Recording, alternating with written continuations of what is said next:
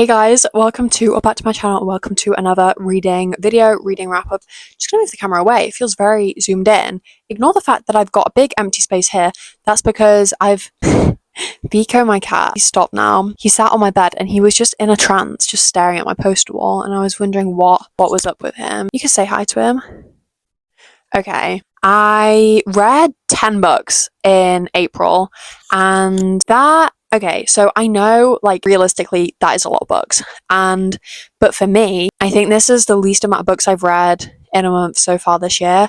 I usually do between like 15 and 20. So obviously 10 is very good, and you will see why it kind of took so long. Also, I've said this, I feel like in so many videos, I feel like I'm repeating myself, but I went to see Elsie Rose in concert 5 different times, traveling a lot. So I just wasn't reading when I was doing that. And then I was so tired mentally, physically. And so I just wasn't reading for a lot of April. I'm going to show you the stack. I'm going to have to put my mic down because I need both hands.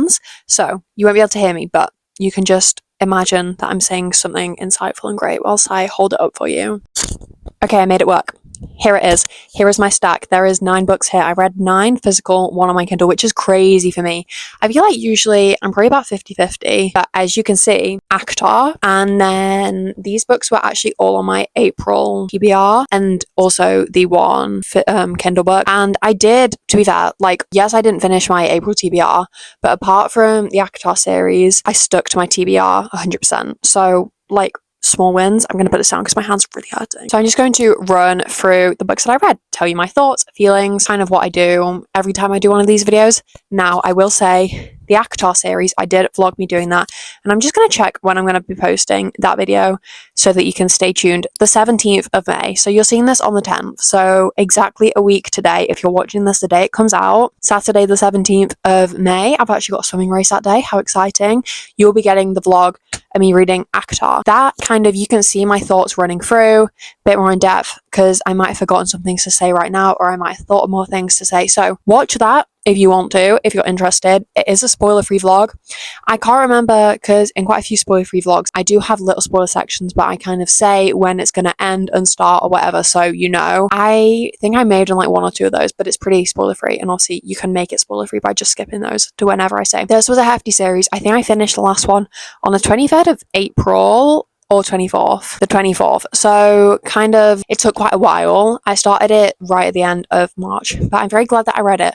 So I'm just going to get into it. But I'd say overall, it's like might not be a 5-star series, like a 4.5-star series if I had to rate the series overall. It's my first proper fantasy series, so it's really my first proper fantasy books. But I've said that so many times that I don't even want to get into it because you would be sick of me. So the first book is A Court of Thorns and Roses, kind of the title book. I was going to say title track. I gave this one just a 4 stars, flat 4 stars. I thought it was good. There was a lot of world building, and I feel like at the time I enjoyed it, but then when you have read the other books and you look back on it, this is definitely nowhere near as good. But I think I kept it as 4 stars. That kind of felt fine. There was a lot of world building, so it did kind of read quite slowly, like at least the first 50%. But Feyre, yeah, I liked her. We got nice kind of world building. So I will give you a brief summary of this book, but then when we get to the other books, I'm not going to give you a summary because it might include spoilers of these, you know, kind of saying about which characters are involved or whatever. It's best if I'll give you a brief summary of this in case you haven't read it. I'm sure most people have, but also I obviously had heard about the series so much, but I didn't actually know what it was about. So if you don't know what it's about, this is it. If you don't care and want to just skip to here, I will have written on the screen, and then I'll tell you my actual like proper thoughts of the book. But I thought I would give you a brief summary in case you want it. So Feyre is the main character, the main female character. I think that's how you say her name. I will write on the screen like how it's written, but I think that's how you say her name. I can't see how you'd say it any other way. She kills a wolf in the woods, and she's human, by the way. And as punishment, she gets taken to the spring court. So that's kind of in the fairy realm, and she lives in the mortal land because she's human. And this fairy kind of turns up on her door in the form of a wolf and says, "You killed this wolf, so you have to come to our lands kind of indefinitely because this is your punishment. You killed a wolf." Like, not good. And the fairy that came to kind of fetch her is Tamlin, and so she lives with Tamlin in the spring court. He is what would you call him? I'm just trying to see if it's written. Why am I blanking? Like, what would you call him? High Fae Lord. That's what it is. He's Lord of the Spring Court. And so that's Tamlin. He's kind of in charge of the Spring Court, the court that she's staying in. There's lots of different courts. And Spring Court's the one closest to the human realm. And Tamlin's in charge of that. I'm giving you so much unnecessary detail right now. And they start to become close and kind of develop feelings. And there's this curse. And everyone in the Spring Court is wearing masks. And Feyre doesn't quite know why. And so she basically tries to help break the curse. I think that's all I'm going to kind of, say about that. So, the brief summary over. I enjoyed this book, but yeah, now that I finished the series, obviously looking back, it's definitely one of my least favorites. I think it actually is my least favorite apart from the novella. Like, it's my least favorite proper book, I think. It definitely did take a while to kind of get into it, but I will say it set up very well for the next book, and just for the series as a whole, it was a good starter. And like, because I've not read that many fantasy series, I don't know whether it's kind of common that the first book in a fantasy series, not that it's not good, but that you're kind of doing so much world building, learning all these characters' names and everything, that it's not gonna compare as much because you're not getting into like the depth of it. And also, I think it's like 400 pages. It might be under, actually, just over 400 pages compared to like this one, which isn't this like 800? No, that was really dramatic of me, actually. 700, I think. 750. So this one's like almost double, not quite, but almost double this one. So obviously you're less developed in this one than you are in, say, the other ones. I don't know. Like I said, really good. 4 stars is such a good rating, and I'm acting like it's not. But compared to the other ones, it was slightly lower. Okay, that one's going on my bookshelf. The next one, A Court of Mist and Fury. I gave this one 4.25 stars, and this one is joint, spoiler alert, with Court of Silver Flames, just kind of so that you know going into it, my little rankings. I will preface this by saying this was the book that took me so long to read.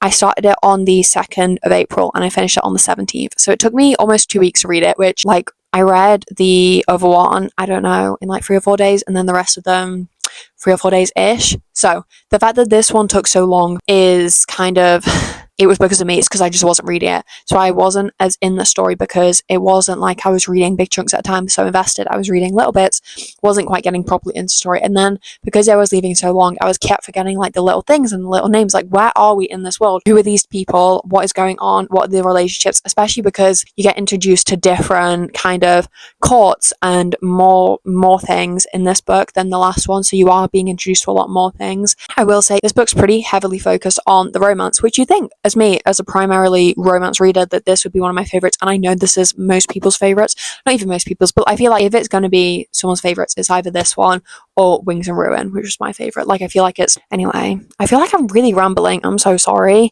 So yeah, I found it to drag the first 60 to 70%, but I do take full responsibility. That was probably just because the first 60 to 70% I was reading at a time where, if I'm being honest with you, I should have put the book down, picked up like an Elsie Silver book, which I read later in the month, and read that whilst I was traveling, because that would have been easy to dip in and out of. And then I should have come back to this when I had the time. Looking back, that's what I should have done, but I didn't. So we can't do anything about that. The romance was so good. And it also, I keep saying this, but it set up perfectly for Wings and Ruin. It was really good. It was so good. Nothing compares to Wings and Ruin. I'm so sorry. So this was my only 5-star read of the series. Obviously, it's such a good kind of series as a whole, and all the ratings are really good. Anyway, sorry, I'm just getting my Goodreads up so I see the exact kind of rating. So best book in the series.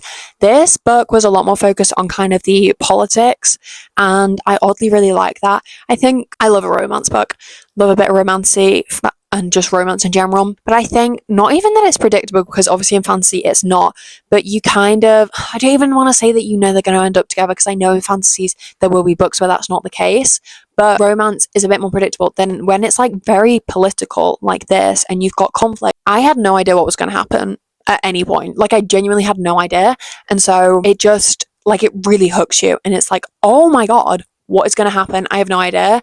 And I just love that about the book. And that's why I love like thrillers so much, because you just don't know what's going to happen. Like, you actually have no idea. And I will say that is what I loved about this book. I'm so obsessed with it. That's kind of all I have to say about this. I think the last book very much set us up for this book perfectly, and I think it was the perfect, also kind of perfect round off, because we do have a novella next, but then Silver Flames is kind of moving on to different character focusing. You're more focusing on Feyre's sister. So this was kind of a nice close on Feyre's like trilogy almost. Yeah, I really liked it. Then Court of Frost and Starlight. I get the title so confused.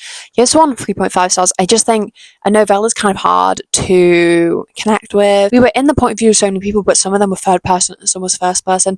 I mean, there was just so much going on. Like, it was nice to see them it was very chill, calm. There wasn't much going on. It kind of was, what's it called? Winter solstice. Yeah. It was just taking them along a celebration a bit. Picture Christmas in a Fae court. Yeah, but I will say that it definitely didn't feel like it was adding too much to the story, which I don't think the point was for it to kind of progress the story along. It was a nice little insight, and it is like it's book 3.5, it's not book 4, it's book 3.5. It wasn't ever meant to be like a proper book progressing the story. It was just nice to see the characters. Like, I enjoyed it. Did it need to be there? No, but I'm glad it was. And then on to the last one, Court of Silver Flames. So this one is in Nesta's point of view, and Nesta is Feyre's sister, and so obviously kind of different perspective, but we'd seen Nesta in a lot of the other books, and it was also with another male who, again, we'd seen in a lot of books, Cassian. But it did feel like we were very much building up to this book. Also, again, the romance was, I would say, a subplot. Also, such a nice focus on friendship, which I thought was really nice, because the other books, like, yes, there was friendship, but it was more, I don't know, this was like proper female friendship that we really got developed, and it was just so sweet. And yeah, it was really good. I really liked it. And I've seen so much Nesta hate, and it just feels so forced. Like, I'm sorry, you don't get her. I'm sorry, people are complex and not one-dimensional. And it was also kind of a lot more daily life, which it felt a bit closer to just a normal book that I'd read, because there was less politics. Obviously, there was still stuff, but yeah, it was also in third person, which I don't know. I think because we were pretty much in her mind, but just in third person, I did still enjoy it, because I feel like sometimes with third person I struggle to connect, but because we were still like almost in her mind, but just it was told in third person, it was okay. That is it. That's the acotar series sum up done. Let's move on. So then I read Wildside by Elsie Silver. This is part of the Rose Hill series, the third book. It was a new release. Did it come out in April? I think it did. I think it did come out in April or the end of March. I can't remember. But after acotar, I needed a romance series, and I really wanted to read on my Kindle because I love my Kindle so much. I was missing reading on it, and I was like, you know what? I need to read on my Kindle. Wait, guys, I realized I only actually read 9 books, because one of these books I finished in May. Sorry, spoiler alert. Gonna have to put it back. Teasing you. I was thinking, I'm sure I'd read that slower than I thought. Anyway, I read 9 books, not 10. Sorry, guys. Fake news. Anyway, Wildside. I needed a Kindle book, I needed a romance book, and this was the perfect thing. I have seen a bit of kind of not so much love for it, but I gave it 4 stars. I thought it was really good still. So, brief synopsis. Tabby is the main character, and also you have seen them building up in this series for a while now, which I just love. Like, I love it when you finally get the books of characters who you've been seeing in the series and seeing them interact with each other, and it's like, I need to know. Also, is this the last book in this series? Surely not. I don't know. I'm not really up to date with like the new releases. Until it says on Goodreads that a new book is coming, I'm not aware, because I don't follow any of these like authors on Instagram or whatever. Maybe I need to. Anyway, Tabby's the main character. And after her sister Erica dies, she's ready to take over custody of her nephew, Erica's son. She's prepared. She's like, well, I'm the sister, I'm the closest family. So, of course, because also she was expecting the fact that she'd be in the will to take over custody. Erica's landlord announces that he is actually in the will, and that Erica had kind of changed her will to make it so that he was the one guardian of her nephew. So Reese is the landlord, and Tabby and Reese try to make it work for Milo. Milo's a little boy, because I think Reese is very aware that yes, he needs to kind of stick to Erica's wishes, but also Milo is very comfortable with Tabby. He knows her very well. He's like stayed with her many nights, and we need to keep a family unit. And also Reese, so the book is set in Canada. Reese lives in, I think, Florida. It's America, and I think it's Florida. Anyway, and he has a job which I had seen like everyone talking about it straight away about what his job was, but they actually don't really reveal it until a bit later in the book. So I'm not going to tell you. It's not really a spoiler, but like I've seen some people keep it hush hush and some people just announce it. So I'm just gonna, it doesn't really matter what his job is. It's kind of funny, but anyway, he works. So he kind of decides, I'm going to let Tabby look after Milo in Canada, and then I'll come back and visit whenever I can and whatever. But then they decide to get married because Reese, he has kind of run out of what is the word? He's not allowed in the country, in Canada. What, like, I want to say lease, but that's for a house. Like, what is that word? Did I have it written down? Whatever the word is, if I can think of what the word is when I'm editing, I will put it on the screen. But for him to be allowed to kind of come, what is it called? Oh my God, when we go to America, what do we need? I'm just gonna have to look. I'm gonna have to see if in the description of the book it says, because this is really gonna bug me. A visa?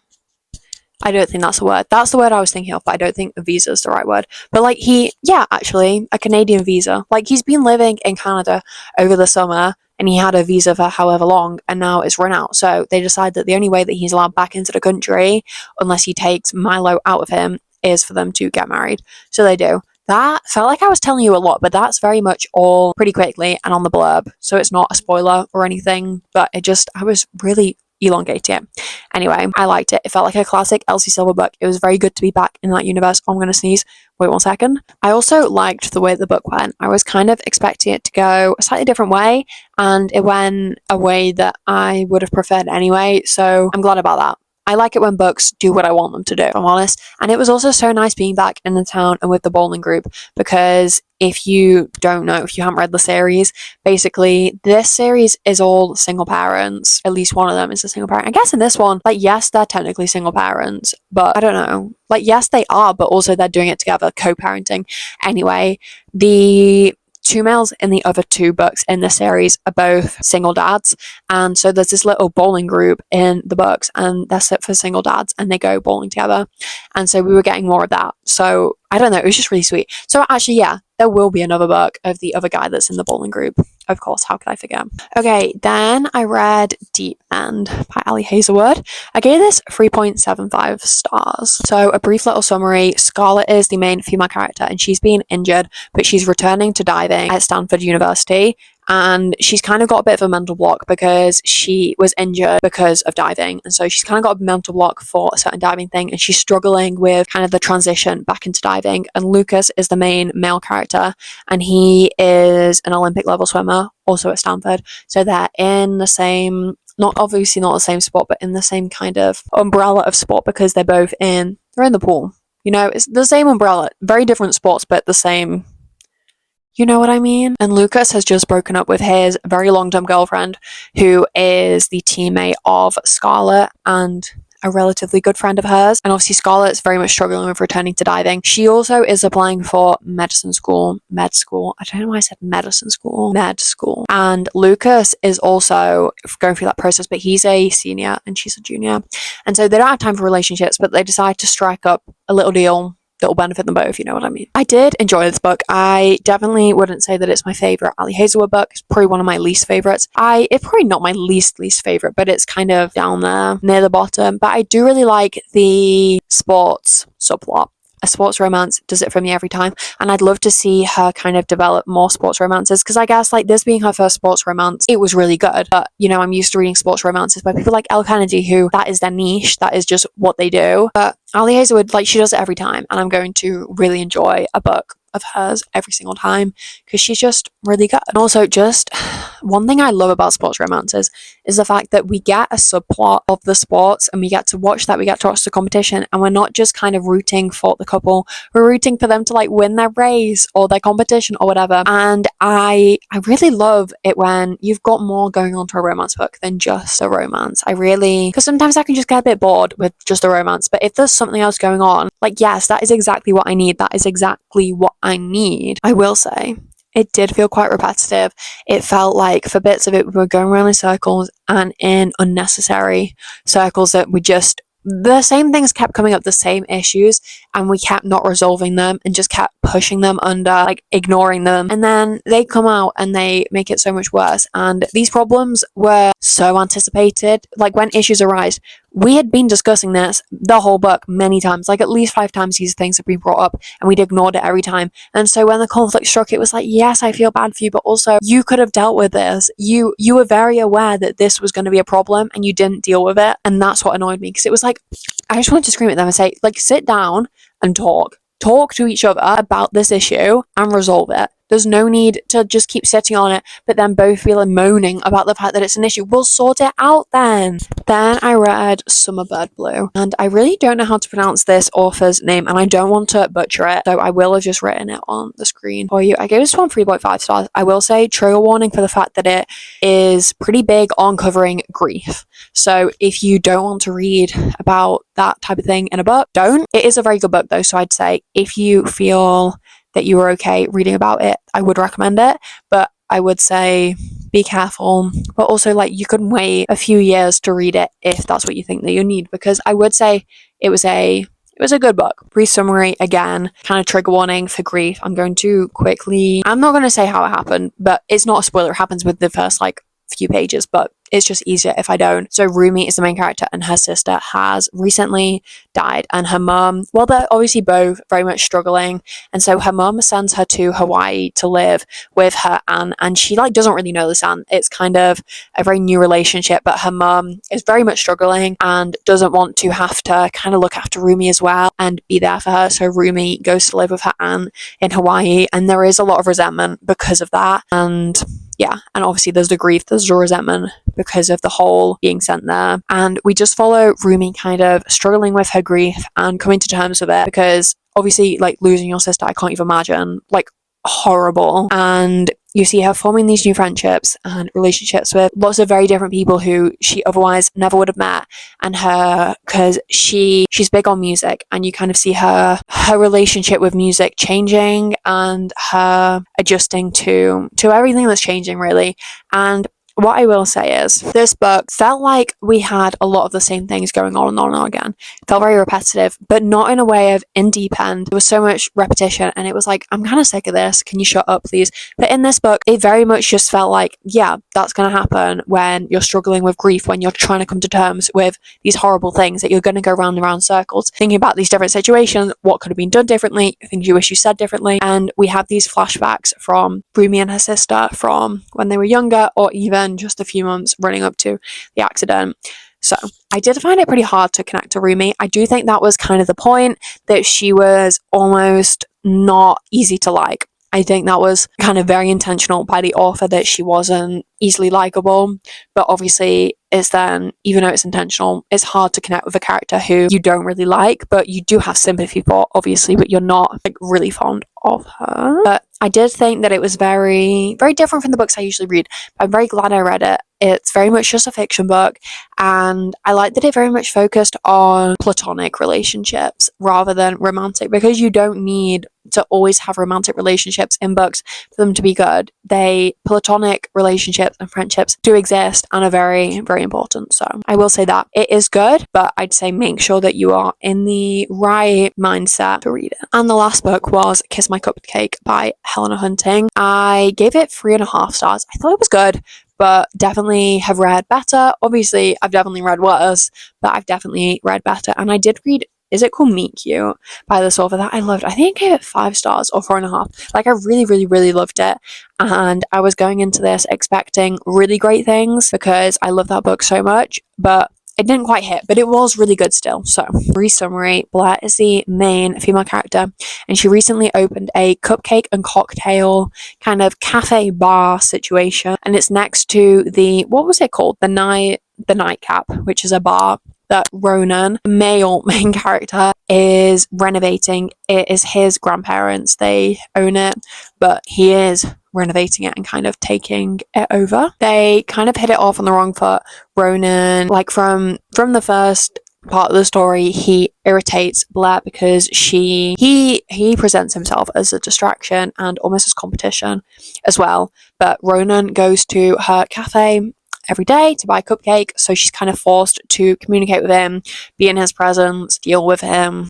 And there's this competition that I think she was like an influencer, she was a YouTuber, is running, where I don't really know, like I wouldn't be able to compare her to someone in the real world, but she kind of, I think, makes almost guides in different cities and says like, this is the best place to go, this is the best restaurant, the best bar, the best this and that. And she's very famous and these things do very well. So there's this lady's doing competition.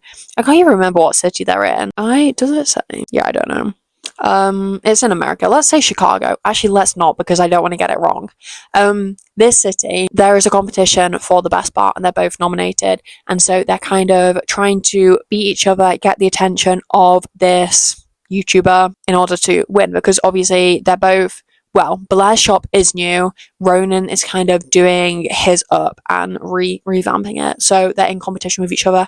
But then they do also start working together because new competition presents itself, and they also realize that working together will kind of build the community, because because they kept having like clashing events where Blair's would be going on, then suddenly Ronan's would be creating loads of noise next door. So they're like, let's work together to help us both rather than clashing. So yeah, the premise of the book, very cute. We kind of got a bit of competition, bit of bakery. I really like a bakery cafe type of book. I'm not quite sure why. I just really like it. So it wasn't quite executed right. This is going to sound crazy. It was slow burn, but insta love at the same time. So it felt like it was slow burn. It felt like that. But once the slow burn ended, insta love straight away. We're instantly clicking. We're instantly loving each other and all over each other. And it's like, make the slow burn happen. But yeah, I do think it just something wasn't quite right. It was good, but just the execution wasn't quite right. But overall, like, I would recommend it. I'd recommend Meet Cute by the Author more if you haven't read it. So yeah, that's it. I hope you enjoyed. I thank you for kind of being patient. I normally post my reading wrap-ups a lot earlier in the month, but this was my first chance that I had to film it, because I just haven't had the chance. I've been pretty busy filming wise, so I haven't been able to. Thank you for being patient. I love you. If you made it this far in the video, comment down below the cupcake emoji for Kiss My Cupcake. I love you. Please subscribe if you haven't already. Turn on post notifications, like the video. Goodbye. I love you.